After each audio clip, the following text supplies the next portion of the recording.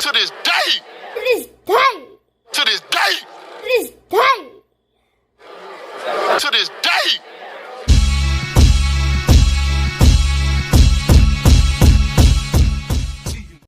What's up, fight fans? This is Kurt DeVille with Counterpunch Boxing News, and I have some new news concerning Francis Ngannou, Deontay Wilder. According to Francis Ngannou, we have a surprise in the making.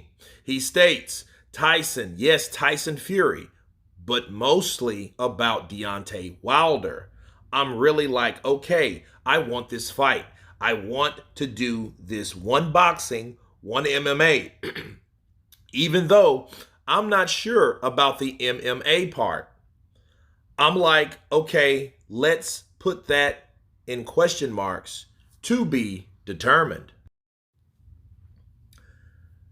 Yes, we really want to do that fight in Africa. Honestly, I wouldn't mind, and I'd even suggest to do the first one on in Africa, something more cultural, Black excellency. Be proud of where we come from. Give a big fight for our people. He concluded with, that's the option.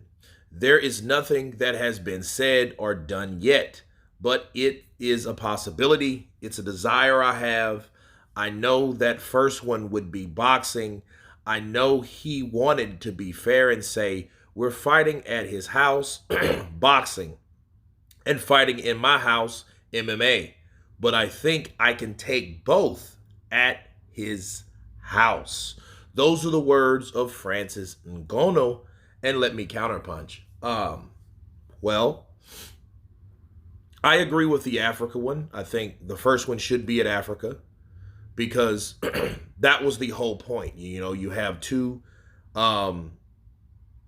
African-based guys, Wilder from here by way of Africa, descendant, and Francis Ngannou, African.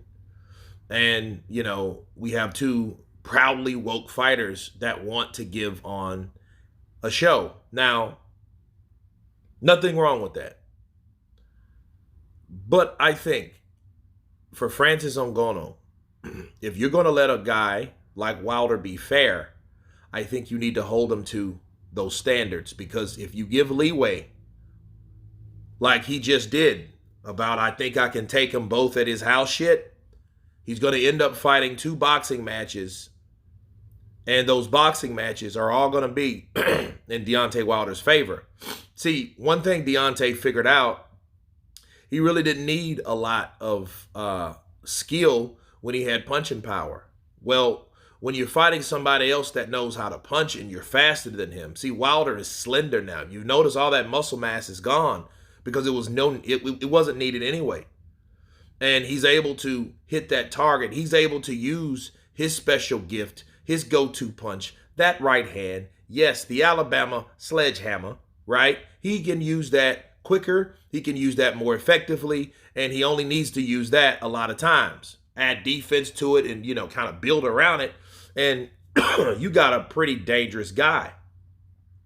Well, for Francis, if you can't kick to the legs, if you don't even put yourself in a situation to invite him to your sport, you're going to end up like Conor McGregor. Conor McGregor did that same thing, and he had to because Floyd wasn't going into MMA. He wasn't doing that shit because he knew this guy would destroy me in MMA. I think that Francis would probably get beat more than likely if it's in Queensberry rules, but what if he didn't? What if he could hit Wilder? You know, what will happen if he did?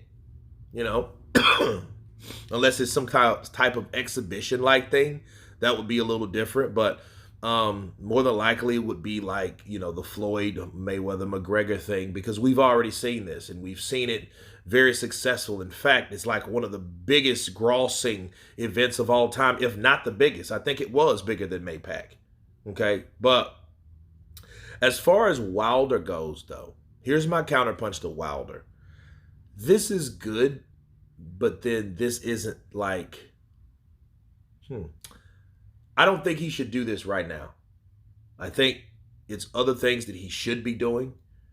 I think, you know, him fighting Andy Ruiz. I mean, he is a boxer.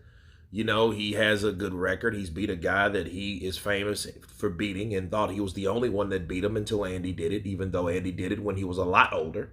But then again, Ortiz has been old since old was invented. However, you know, you have other possible fights like maybe Joshua, or, you know, even though Joshua's doing other things right now, you know, I think I would be focusing on, you know, boxers. And I think the reason why he's focusing on Francis Ngannou because he knows Francis was at the top of his game in another sport. You know, and one thing about Al Heyman, Al Heyman has the Bible over there on how you be successful, okay? And he has that chapter, Floyd, okay? So everybody's trying to get that money. Now, I understand that Wilder should have made like that bag like a lot of those guys has. He's rich, but he's not where he could have been. You know, so the question is, you know, does he seek that? And I think, yes, he does. I think he's looking for that bag. Why fight Francis Ngannou that's not a boxer? Whether you can fight other legitimate boxers. Well, those other legitimate boxers probably, excluding Anthony Joshua, does not have the marquee value that can create the dollars for him. You know, why do you think he was in Saudi Arabia really? Because he wanted to see like some numbers on what his fight with possible opponents could generate. That's easy. You know, so they kind of gave him maybe a blueprint on or a rough figure on how much money that they're willing to spend if he hosts a fight with whoever, you know, in Saudi Arabia.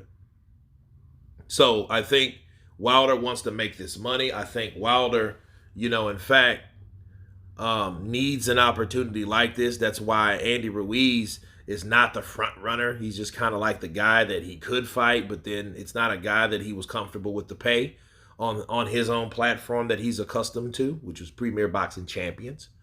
So it's a lot to this situation, but Francis Ngannou is welcome, you know, to it, you know, and of course he wants to make some greenbacks as well, you know, and he is ready, able, and willing. We'll see how this pans out. You guys tell me what you think of Deontay Wilder, Francis Ngannou, going into negotiations, 2-fight deal, maybe both boxing, one MMA, who knows? Of course, please subscribe, and you guys been Counterpunch. Peace.